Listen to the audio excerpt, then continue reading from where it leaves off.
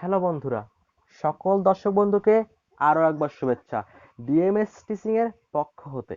তো বন্ধুরা, আজকে আমরা করব অ্যাডভান্সড অ্যাকাউন্টিং 1 এর চ্যাপ্টার 2 ফিনান্সিয়াল স্টেটমেন্ট বা আর্থিক অবস্থার বিবরণী অধ্যায়ের ক্লাস নং 5। যারা এখন পর্যন্ত আমাদের ক্লাস নং 1, 2, 3, 4 দেখোনি, তারা অবশ্যই ক্লাস নং 1 দেখে এই অধ্যায়ের যাবতীয় বেসিক সম্পর্কে ধারণা নিবা। ক্লাস নং 2 দেখে একটি বি পার্টের বোর্ড কোশ্চেনের সমাধান, ক্লাস নং 3 এবং 4 দেখে সি পার্টের দুটি বোর্ড কোশ্চেনের সমাধান বুঝে নিবা। তো বন্ধুরা, আজকে আমরা করব ক্লাস নং 5। এটি হচ্ছে মূলত 2016 সালের সি পার্টে আসা 13 নং কোশ্চেন।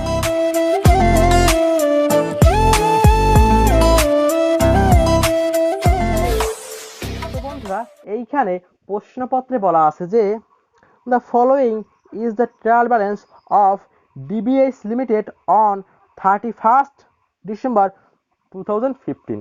অর্থাৎ নিচে 2015 সালের 31 ডিসেম্বর তারিখের রেওয়ামিল দেওয়া আছে ডিবিএস লিমিটেড কোম্পানির।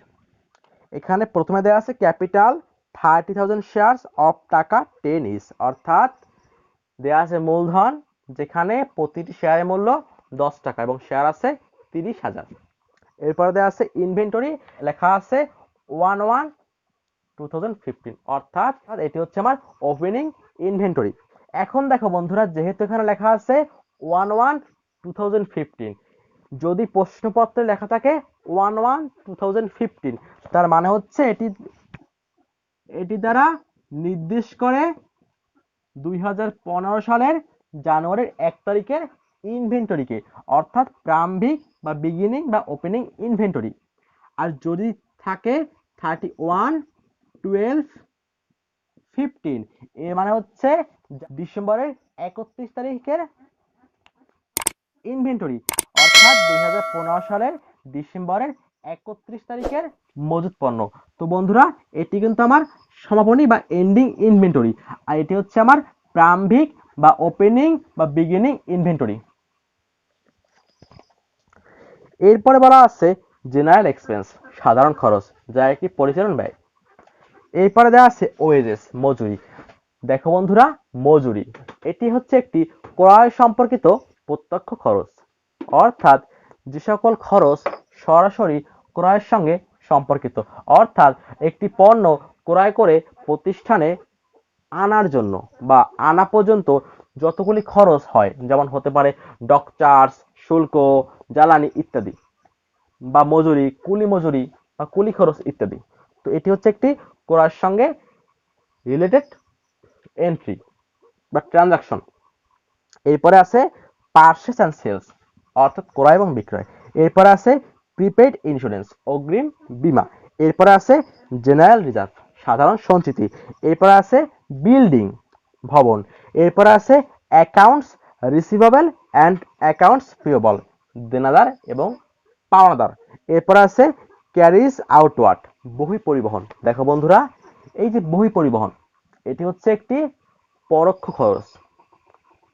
আর যদি হতো আন্তঃপরিবহন, তবে সেটি হচ্ছে প্রত্যক্ষ খরচ, যেটি ক্রয়ের সঙ্গে সরাসরি সম্পর্কযুক্ত। এরপরে দেওয়া আছে ক্যাশ ইন হ্যান্ড, নগদ টাকা। এরপরে দেওয়া আছে স্যালারি 80%। দেখো বন্ধুরা, লেখা আছে স্যালারি 80%। দেখো বন্ধুরা, আমরা হয়তো অনেকেই জানি যে এই যে শতকরা, এটি হয় মূলত 100% ভিত্তিতে। তো এখানে দেয়া আছে 80%, টাকা আছে 8,000, তার মানে হচ্ছে এখানে আমার বেতন দেওয়া হয়েছে 80%, 100% এর মধ্যে, অর্থাৎ আমার এখানে কিন্তু এখনো বাকি আছে 20% বেতন। তো যেহেতু 20% বাকি আছে, তো অবশ্যই কিন্তু এটি আমার বকেয়া রূপে আছে। অর্থাৎ যদি 8,000 টাকায় হয় 80%, তাহলে 100%-এ কত টাকা আসবে? তো বন্ধুরা, এরপরে আছে 5% লোন, 5% ঋণ, অর্থাৎ 5% সুদের হারে ঋণ নেওয়া হয়েছে। টাকা আছে 24,000, দেখো বন্ধুরা, এইখানে লেখা আছে লোনের ক্ষেত্রে 5% লোন এবং ডেট দেওয়া আছে 31 ডিসেম্বর 2015। এবার দেখো বন্ধুরা, আমি এইখানে হিসাব করতেছি 2015 সালের 31 ডিসেম্বর। ঠিক তদ্রূপ আমার এই লোনটিও নেওয়া হয়েছে 2015 সালের 31 ডিসেম্বর। অর্থাৎ এখানে আমার এখন পর্যন্ত 1 মাসও অতিক্রান্ত হয়নি যে আমি এখানে সুদ দিব। তো বন্ধুরা, এই জন্য কিন্তু আমি এখানে এই 5% ঋণের সুদটিকে অন্তর্ভুক্ত করব না। এরপরে দেওয়া আছে রিটেইনড আর্নিংস, অর্থাৎ সংরক্ষিত আয় বিবরণী। এরপরে দেওয়া আছে সেলস ডিসকাউন্ট, অর্থাৎ বিক্রয় বাট্টা। দেখো বন্ধুরা, যাবতীয় বিক্রয় বাট্টা কিন্তু বিক্রি হতে বাদ যায়। এরপরে দেওয়া আছে অ্যাডজাস্টমেন্ট। এখানে প্রথম বলা আছে ইন্ডিং ইনভেন্টরি ভ্যালুর টাকা 16,000, অর্থাৎ সমাপনী মজুত পণ্যের মূল্য হচ্ছে 16,000 টাকা। এরপরে দেওয়া আছে create a reserve for bad dates at 5% on accounts receivable, অর্থাৎ প্রাপ্য হিসাব বা দেনাদার, যার উপর আমাকে 5% সঞ্চিতি তৈরি করতে হবে। অর্থাৎ এই যে প্রশ্নপত্রে দেওয়া আছে অ্যাকাউন্ট রিসিভেবল, তার উপরে আমাকে 5% কুড়ির সঞ্চিতি ধার্য করতে হবে, যা একটি মূলত ব্যয় বা ক্ষতিস্বরূপ। এরপরে দেওয়া আছে ডিরেক্টরস, অর্থাৎ ব্যবস্থাপক বা এই প্রতিষ্ঠানের পরিচালনা পার্ষদ। ডিক্লার্ড ঘোষণা করলো ডিভিডেন্ড লভ্যাংশ অ্যাট 10%, অর্থাৎ পরিচালনা পার্ষদ বা ডিরেক্টরস এটি ঘোষণা করলো যে এই কোম্পানির শেয়ার মালিকদের 10% হারে লভ্যাংশ প্রদান করা হবে। এরপরে দেওয়া আছে prepaid insurance was paid for period from 1 April 2015 to 31 March 2016, অর্থাৎ অগ্রিম বীমার মেয়াদ হচ্ছে 2015 সালের এপ্রিলের 1 তারিখ থেকে 2016 সালের মার্চের 31 তারিখ পর্যন্ত। এরপরে আছে আনইউজড সাপ্লাইস টাকা 2000 are included in general expense, অর্থাৎ অব্যবহৃত সাপ্লাইস 2000 টাকার, যা অন্তর্ভুক্ত আছে জেনারেল এক্সপেন্সের মধ্যে। দেখো বন্ধুরা, এই ছিল আমার যাবতীয় এন্ট্রি। এরপরে দেওয়া আছে রিকোয়ার্ড, এবং ফার্স্ট রিকোয়ার্ডে বলা আছে যে প্রিপেয়ার অ্যান ইনকাম স্টেটমেন্ট। এরপরে আছে সেকেন্ড রিকোয়ার্ড, যেখানে বলা আছে prepare a balance sheet at 31 December 2015, অর্থাৎ আমাকে এখানে 2015 সালে 31 ডিসেম্বরের উদ্ধৃতিপত্র বা ব্যালেন্স শিট তৈরি করতে হবে। তো বন্ধুরা, আমি এখন প্রথমেই করব রিকোয়ার্ড 1,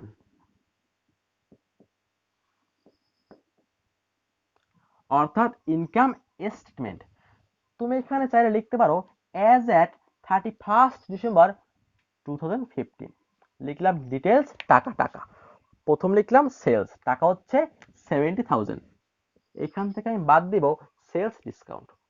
আর আমি আরো বলেছিলাম বেসিক ক্লাসে যে এই সেলসের সাথে কিন্তু বা এই বিক্রয়ের সঙ্গে যোগ হয় অলিখিত বিক্রয়, অর্থাৎ অ্যাক্রুড সেলস, দেন অমিটেড সেলস ইত্যাদি। যেহেতু এখানে কোনো প্রকার অলিখিত বিক্রয় দেয়া নেই, সেহেতু আমি এটিকে অন্তর্ভুক্ত করব না। এবার দেখো বন্ধুরা, আমি বাদ দিয়ে দিলাম, থাকলো 65,000 টাকা। এটি আমার বিক্রয় বা আয়। আমি এখান থেকে বাদ দিব cost of goods sold. Goods sold হচ্ছে বিক্রিত পণ্যের ব্যয়, যার মধ্যে প্রথমে আসবে ইনভেন্টরি এবং আসবে ওপেনিং ইনভেন্টরি, অর্থাৎ যে ইনভেন্টরি ছিল রেওয়ামিলের মধ্যে 1/1/15 তারিখ ইন্ডিকেট করে, টাকা হচ্ছে 10,000। সাথে যোগ করবো পারচেস, টাকা হচ্ছে 25,000, তাহলে চলে আসলো 35,000 টাকা। দেখো বন্ধুরা, এরপরে ক্রয়ের সঙ্গে সরাসরি সম্পর্কযুক্ত যাবতীয় লেনদেনগুলি এখানে আসবে, যেমন ডক চার্জ, শুল্ক, কয়লা খরচ, জ্বালানি, আন্তঃপরিবহন ইত্যাদি। মজুরি ইত্যাদি। দেখো বন্ধুরা, এখানে আছে ওয়েজেস অর্থাৎ মজুরি, যা সরাসরি ক্রয়কৃত পণ্যটিকে প্রতিষ্ঠানে বহন করে আনার সাথে সম্পর্কযুক্ত। তো সেহেতু আমি নিলাম ওয়েজেস, টাকা হচ্ছে 6000, আমি যোগ করলাম 35,000 যোগ 6000, চলে আসলো 41,000। আমি এর থেকে বাদ দিব ইন্ডিং ইনভেন্টরি বা সমাপনী মজুত পণ্য, টাকা হচ্ছে 16,000। আমি এখন বিয়োগ করে দিলাম 41,000 মাইনাস 16,000, তাহলে চলে আসলো 25,000 টাকা। দেখো বন্ধুরা, এটা হচ্ছে আমার বিক্রিত পণ্যের ব্যয়, আর এটা হচ্ছে আমার ওই পণ্যটি বিক্রয় করে কত টাকা আসলো। আমি বিক্রয় করে পেলাম 65,000 টাকা, আর ওই পণ্যটি আমার তৈরি করতে ব্যয় হয়েছে মোট 25,000 টাকা, অর্থাৎ আমার এখানে লাভ হলো 40,000 টাকা। আমি লিখলাম গ্রস প্রফিট, অর্থাৎ 65,000 টাকা মাইনাস 25,000 টাকা। বিক্রয় থেকে বাদ দিব বিক্রিত পণ্যের ব্যয়কে, বাদ দিলে পেয়ে যাব মোট লাভ বা গ্রস প্রফিট, টাকা হচ্ছে 40,000 বা 40,000 টাকা। আমি এখান থেকে বাদ দিব যাবতীয় সকল প্রকার অপারেটিং এক্সপেন্স। দেখো বন্ধুরা, এখানে আছে ক্যারিজ আউটওয়ার্ড, বহি পরিবহন, অর্থাৎ আমি বা এই প্রতিষ্ঠানটি তার কোনো গ্রাহকের নিকট পণ্য বিক্রয় করেছে এবং সে নিজ দায়িত্বে নিজ খরচে সেই পণ্যটিকে গ্রাহকের নিকট পৌঁছে দিয়েছে। তো এটি হচ্ছে বহি পরিবহন, এটি একটি ইনডাইরেক্ট খরচ। যদি থাকতো এখানে ক্যারিজ ইনওয়ার্ড অর্থাৎ আন্তঃপরিবহন, তবে এটি আসতো এইখানে, কারণ আন্তঃপরিবহন হচ্ছে ক্রয়ের সঙ্গে ডাইরেক্টলি সম্পর্কযুক্ত। তো লিখলাম 2000 টাকা।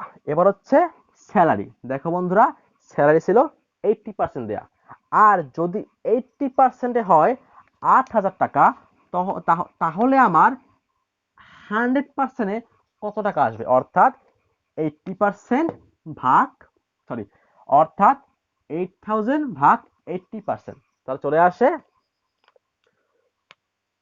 10% হয় 1,000 টাকা। যদি 10% হয় 1,000 টাকা, তাহলে 100% কত টাকা আসবে, অর্থাৎ এবং 8,000 ভাগ 80% গুণ 100%, তাহলে চলে আসে 10,000 টাকা। দেখো বন্ধুরা, আমার 100% বেতনে চলে আসবে 10,000 টাকা, 10,000 টাকা, যার মধ্যে আমার অন্তর্ভুক্ত করা আছে 8,000 টাকা। তাহলে বাকি আছে বা বকেয়া আছে কয় টাকা? বকেয়া আছে অবশ্যই 2,000 টাকা। কিন্তু আমি এখন করতেছি আয় ব্যয় বিবরণী, যেখানে আমি নিব সম্পূর্ণ ব্যয়টিকে। এখানে আমার মোট ব্যয় হচ্ছে 10,000 টাকা, যার মধ্যে এই টাকাটি অলরেডি আমি ব্যয় করে ফেলেছি, এই টাকাটি আমার বকেয়া আছে।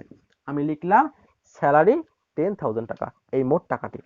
এবার হচ্ছে জেনারেল এক্সপেন্স, এখানে টাকা ছিল 4,000, কিন্তু সমন্বয়তে এটি উল্লেখ করা ছিল যে এই জেনারেল এক্সপেন্সের মধ্যে অন্তর্ভুক্ত আছে বা ইনক্লুড আছে বা ইনক্লুড ইনক্লুড আছে আনইউজড সাপ্লাইস। দেখো বন্ধুরা, তোমরা হয়তো অনেকেই জানো যে আনইউজড সাপ্লাইস একটি সম্পদ।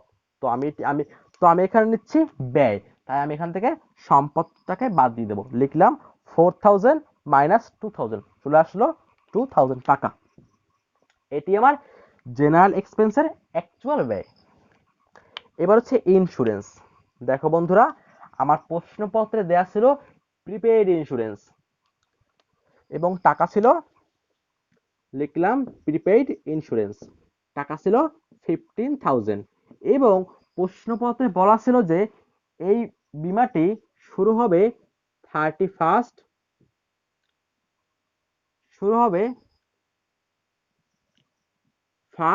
এপ্রিল থেকে 2015 থেকে 31 মার্চ 2016 পর্যন্ত। এবার দেখো বন্ধুরা, আমি হয়তোবা বিগত বেশ কয়েকটি ক্লাসে এটি উল্লেখ করেছিলাম যে একটি প্রতিষ্ঠান সাধারণত বীমা প্রদান করে 1 বছরের জন্য অগ্রিম রূপে, আর ওই বীমার যদি মেয়াদ উত্তীর্ণ না হয় তবে সেটি থাকে সম্পদ রূপে গণ্য, আর যখনই বীমার মেয়াদ উত্তীর্ণ হবে তখন সেটি হবে ব্যয় রূপে গণ্য। এখন দেখো বন্ধুরা, আমি অঙ্কটি করতেছি 31 ডিসেম্বর 2015। এবার দেখো বন্ধুরা,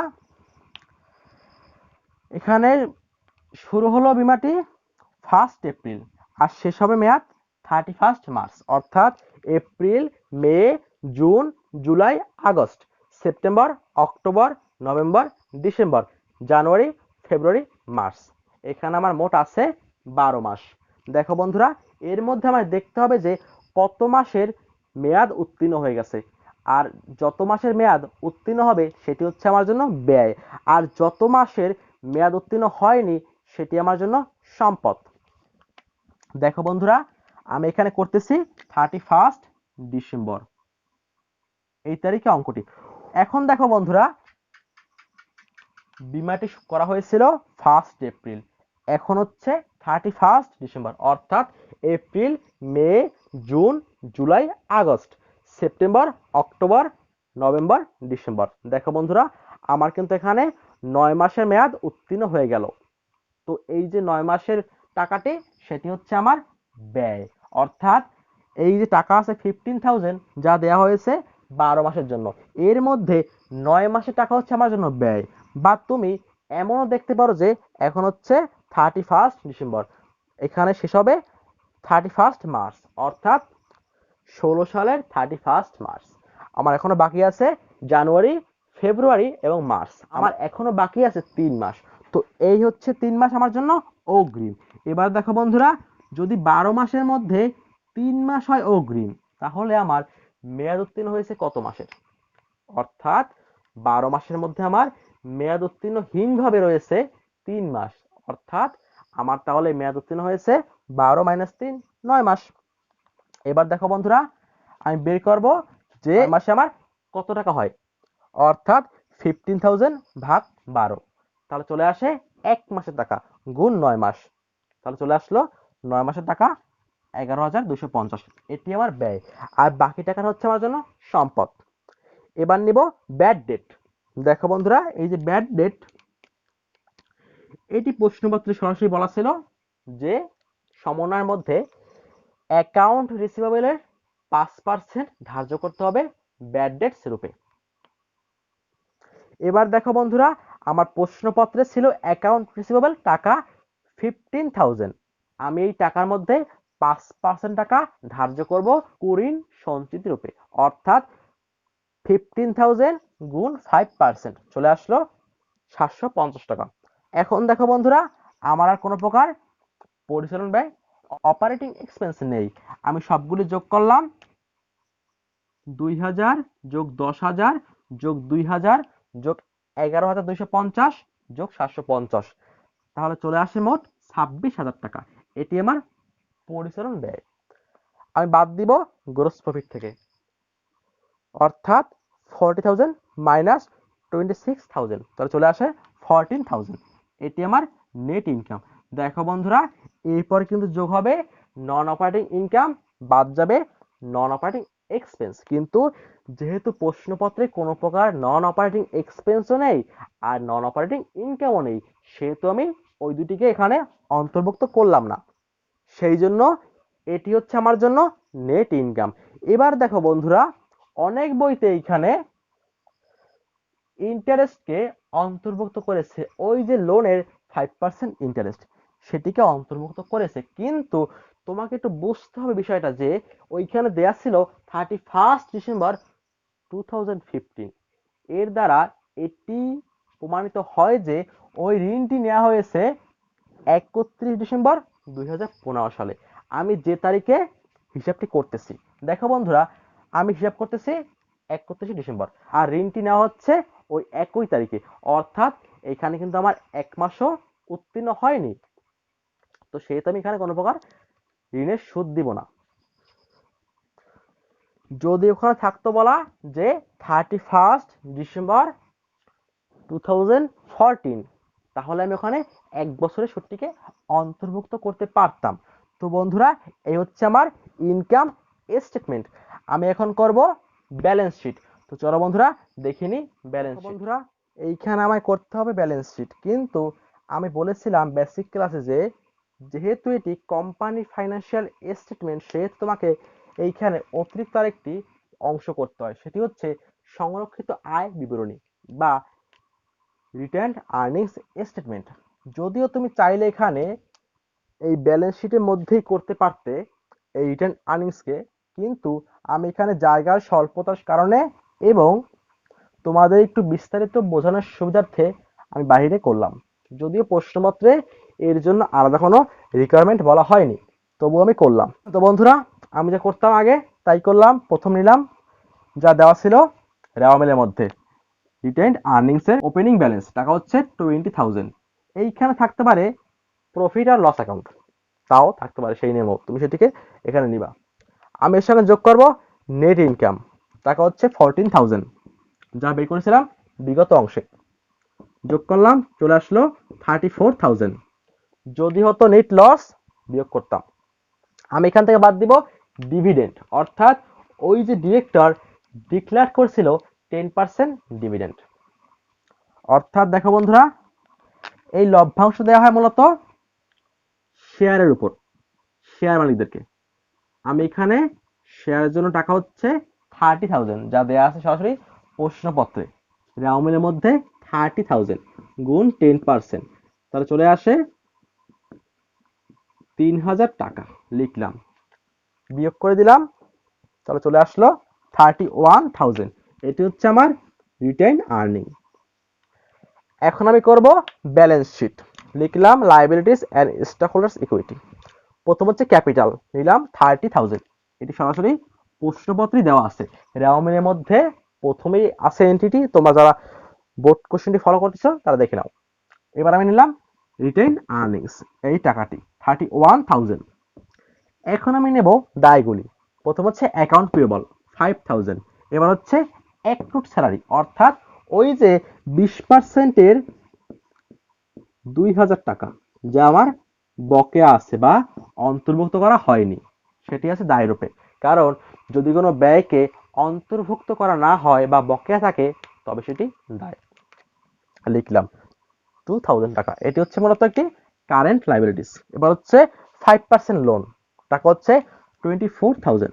এবার হচ্ছে রিজার্ভ, যা দেয়া আছে প্রশ্নপত্রে, টাকা হচ্ছে 8,000। এবার হচ্ছে ডিভিডেন্ড পেয়েবল, অর্থাৎ দেখো বন্ধুরা, এই যে লভ্যাংশের টাকাটি, আমি বলেছিলাম যে লভ্যাংশ কিন্তু অবশ্যই বাদ যাবে সংরক্ষিত আয় বিবরণী থেকে, কিন্তু এইখানে এই লভ্যাংশটি দেওয়া আছে সমন্বয়তে।